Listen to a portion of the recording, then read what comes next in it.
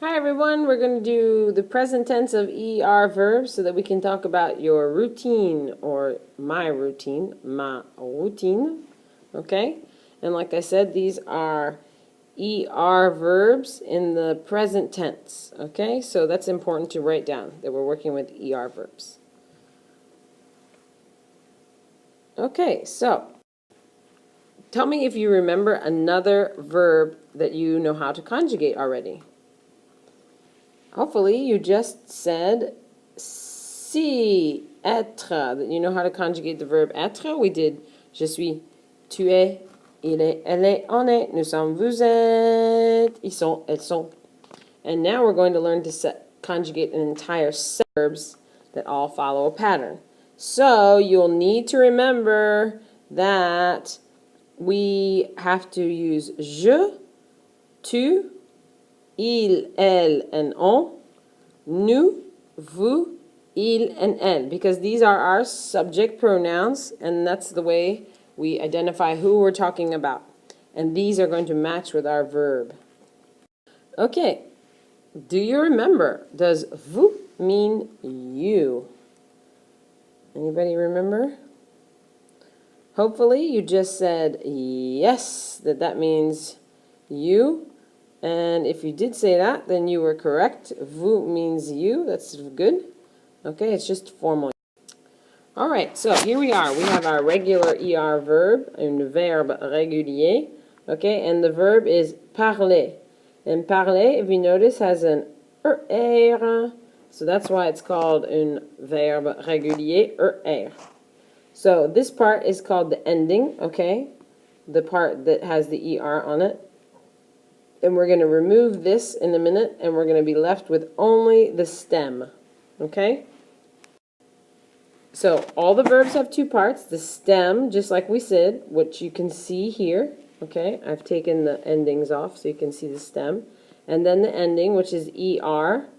And then we can start working with those verbs. So if I wanted to say something that I loved, or if I wanted to say I study, I have to first remove the ending, okay? So you would first take this off, and then you would be left with adore or étudie, and then you can add on your new endings. So, we know now that every verb has two parts, a stem and an ending, okay? So hopefully you picked letter B here. And now we can add the new endings to the ER verbs. So if you drop your ER ending, okay, you can add on E, ES, E, ONS, EZ, and ENT to get a new verb. So if I wanted to say I speak, so I'm going to use the verb parler. I'm going to drop my ending. I'm left with parle. I add on an E because I want to say je, and now I have je parle, and I can say je parle français. If I wanted to say someone else speaks French, okay, I would take my verb parler, I would drop the ending again, okay. This time I want to say we speak French, so I'm going to take the ONS, so parlons, okay, so nous parlons français. Okay, and that's conjugating a regular ER verb. So here's the verb arriver in its entire conjugated form, and you're going to see lots of these verb boxes. You've already seen the verb box with être. Okay, so you drop your ER, drop your ending, and then you're going to add the new endings right there to the end of the verb. So here you'll notice arrive, arrive, arrive, arrivons, arriver, arrive. So what is awesome to note about this verb is even though it is spelled differently, all of these four forms sound identical. J'arrive, tu arrives, il, elle, on arrive, il, elle, arrive. So even though it looks different, it sounds the same. Okay, so we've looked at that, and we have some examples down here at the bottom, okay? I arrive, j'arrive à 6 heures. we arrive, nous arrivons à l'école. So we're using those verbs in the sentence. Luckily, all these verbs follow the same pattern. So any of these verbs that has an ER, take off the ER and add on a new ending. So this looks like two words, but it's one word, but it's two words. If what I've told you is true, do you now understand that tu arrives means you arrive in English? Would you say that's true or false? Tu arrives. Hopefully you said that is true. It does mean you arrive. Okay, so, mais qu'est-ce que c'est le présent? What is present tense? Hopefully this won't be too difficult of a concept, but sometimes it's a foreign concept. Present tense verbs in French can have several English meanings. So whereas in French you will say j'arrive à l'école, and that looks like I arrive at school. Sometimes in English we also say I do arrive at school if you want to emphasize something. And you might say I am arriving at school, and that's an action in progress, okay? In French you would just use j'arrive for all of these, okay? So all of these equal this. So the only way really to distinguish when you say j'arrive à l'école is based on context clues. So if you were just talking about your schedule in general, it would be a simple statement. If someone asked you, do you arrive, why don't you arrive at school at 8? And you could say, I do arrive at school. J'arrive à l'école à 8 heures, for emphasis.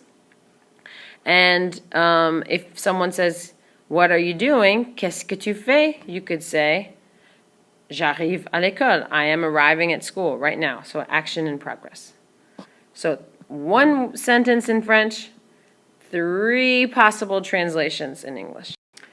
Okay, so if I say étudions, like nous étudions, okay, what does that mean in English?